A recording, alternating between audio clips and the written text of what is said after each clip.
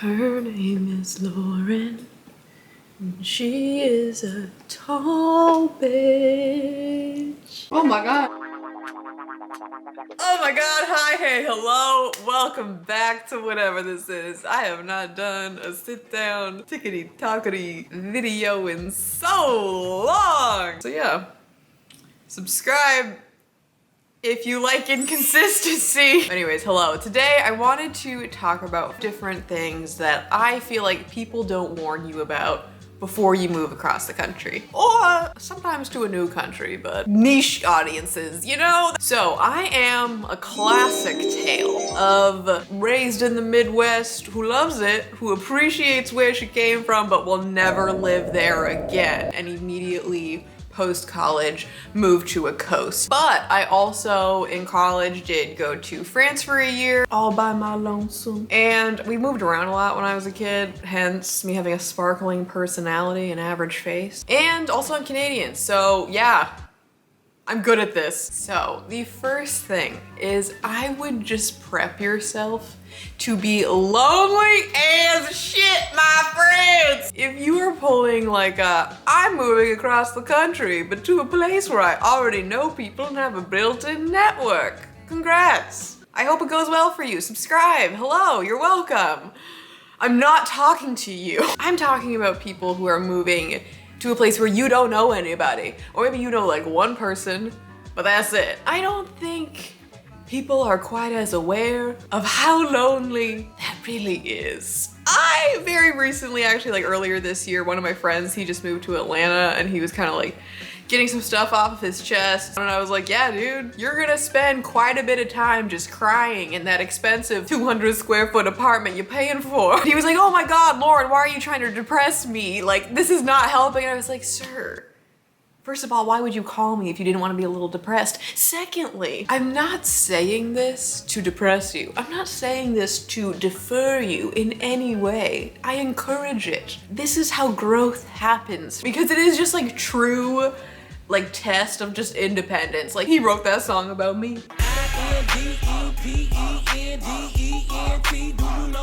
Anyways, I just think if you know that when you move it's gonna be lonely, it makes it a little bit easier. Also, there are things that you can do to kind of help ease that, which we will get to.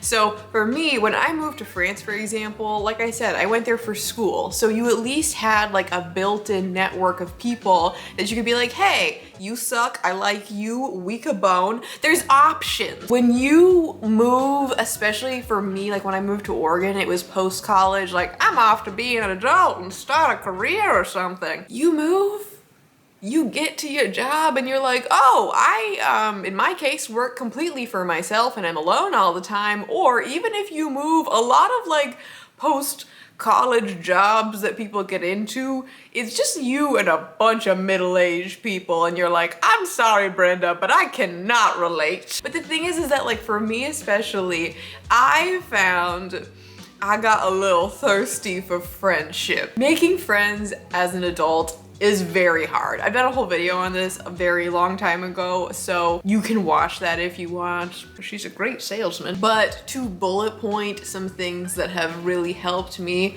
number one, like take some classes. I have made so many really good friends from just taking classes. So I take acting classes, I also take improv classes, and those specifically are very good. Even if you're not interested in doing these long terms, just take an entry-level class. First of all, you probably are gonna meet funny people. Maybe they're a little narcissistic, but they're probably funny. But also classes like this just immediately bond you because you're like, hey, we both had to go up and do an uncomfortable thing in front of people. Do you want to hang out? Also, entry-level classes are usually very affordable on the scale of things. Also, a lot of places, check out if they offer scholarships, especially if you've just moved there or you're a little poor. They offer them. Even if you're not in any way, shape, or form interested in like an improv class or anything like that, although I personally do think everyone should take one. Even if you're not interested in that, just think of something that you would like to do. Even if you don't make a single friend out of it, again, this is an experience that you will grow from. Thank me later or do it now by liking the video. But second thing, this is gonna sound weird, okay? It just is, but When you are in a new place, try to get at least one friend who also has no friends. I am really fortunate to have a number of people in my life now that I'm very close to that are from here. But they also already have built-in lives. So when you're trying to make friends, like on one hand, could you potentially make friends with their friends? Yes. I'm not saying don't make friends with people who already have lives. I'm just saying that there is something about two people who are in kind of a similar situation of like, hey, we don't really know anyone. We don't know where things are. You're gonna form a bond that you're not going to form with anyone else because you are both in the same place. We can discover new things together. We both kind of understand where the other person is at. And since neither one of us knows anybody, we can hang out all the time. We each now have a +1. Third thing, just get on Bumble BFF, my dudes. Literally, Bumble, you gotta sponsor me soon. I'm gonna stop talking about this. You owe me some money. But I have made so many good friendships through Bumble. If you want me to do a whole video just on like dating apps, friendship apps, etc. I don't really know because I'm really good at putting together profiles if I do say so myself. But two really specific things that I wanted to talk about Bumble that are nice are that A, you again can also look for people that are like, hey, I'm new to the area. I also am just as lonely as you. But also, maybe this is just a me thing. Sometimes if you're both from the same state, again, it's like you kind of just understand like your states or like, country, I don't know, if you're in Europe or something. If you're both from not the exact same place, but just the general area, it's like, oh no, we both know what a party store is. And I'm not talking about this kind of party store. I'm talking about deli meat. So if you have recently moved or you plan on it, just know it's normal. It happens. You will make friends organically. And sometimes if you are a little thirsty, that's what I'm saying. Make friends with other losers like yourself. That may just be a me thing. Anyways, the second thing that I don't feel like people tell you is you are going to have to visit everyone. What I mean by this is, especially if you have left your hometown, you still have good relationships there, nobody's coming to you. You gotta go to them and it sucks. Because when you think about it, you're just one little person. Even if you were a big person in their life, even if you were a big hole that you left missing, you are one person that has been plucked from their world and moved somewhere else. But for you, you left all those people there. So every single one of them is gonna be like, why aren't you coming home for Christmas?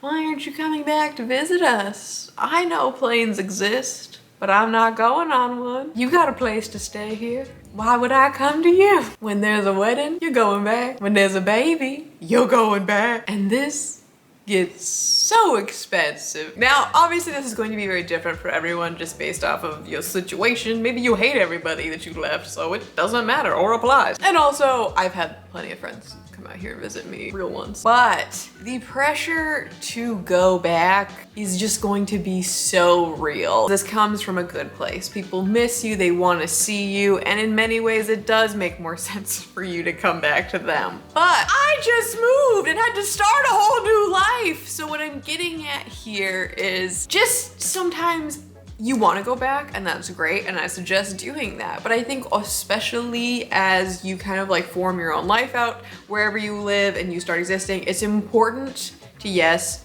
go back, see people that you want, but I also think that it's worth just not seeing the people that you don't want. I go back to Michigan, it's really overwhelming, especially when you've just left because you're still maintaining a lot of the relationships that you left. So it's not a vacation. It's you coming back and you're exhausted because you have to see all these different people and it's like, okay, this was the only time off I could take all year and I'm coming back more tired than I left. So again, not trying to depress you.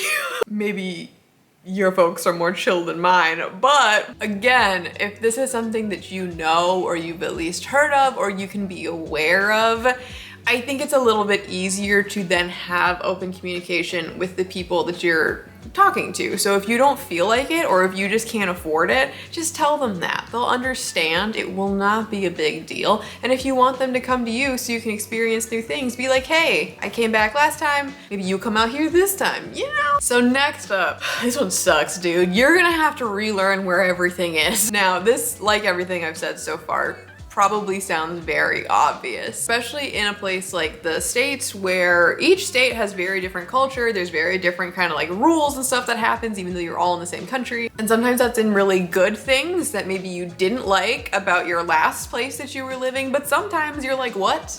This is called what here? I am from Michigan, where it's just highways and cornfields for days. Portland is just 14,000 one-ways with no clarification that this two-way just turned into a one-way. You have to relearn where the good Target is. You have to figure out how parking works, what grocery stores you like, what places are just overpriced. And it takes time, and it's very frustrating. It's a little fun thing called growth, my friends. And also just remember, if you are in a new place and you get a parking ticket, you can write into your local government and tell them that you just moved here and you don't know how things work, and they will likely lower your fine. Fun fact! The last thing is prepare yourself to have to find all new service people.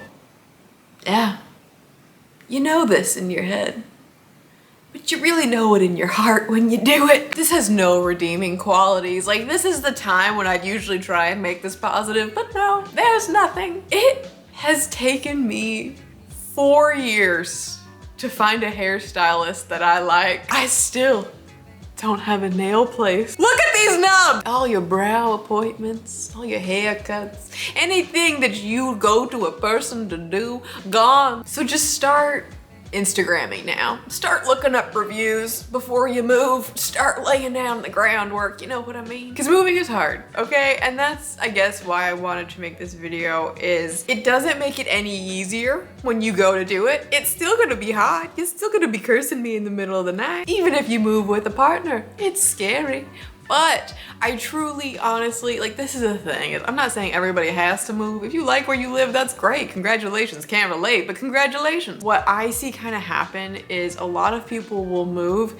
They'll go for 3 months, and because of all these things that I just talked about and also more, I see a lot of people very quickly just move right back to where they came from or go somewhere else, and they don't really stick it out. Now, I'm not saying that every place, like the first place you move, that's gonna be it, that's your forever home. I'm not saying that, but first couple months especially are just such a time of growth because everything is new. Everything is kind of awful. You can kind of push past that, you're gonna feel really good about yourself. You're gonna be like, wow, I really can do anything and I can do it by myself. And the thing is that I think that when you start feeling that way about yourself, you look for better people in your life. You also don't take as much shit, which is a good thing, even if you came out not taking that much to begin with. She's a Sagittarius. So just like, don't throw in the towel just yet, I guess is what I'm getting at. It took me about a year to just begin to feel like I kind of understood the lay of the land. And I'm not meaning that literally. I still don't know where anything is, but if you give it time, I promise you're gonna make friends, you're gonna make really good connections, you're gonna learn new things, you're gonna feel really impressed with yourself. Like, a lot of really good things comes from this. And I know I've said this like 100 times, but this is how that happens. So just have a little more faith in yourself. Don't worry so much about nonsense. Just give it some time, friends. So go do those things. I wish you the best. If you have any good advice or you have any questions, feel free to let me know down below. And have a nice day.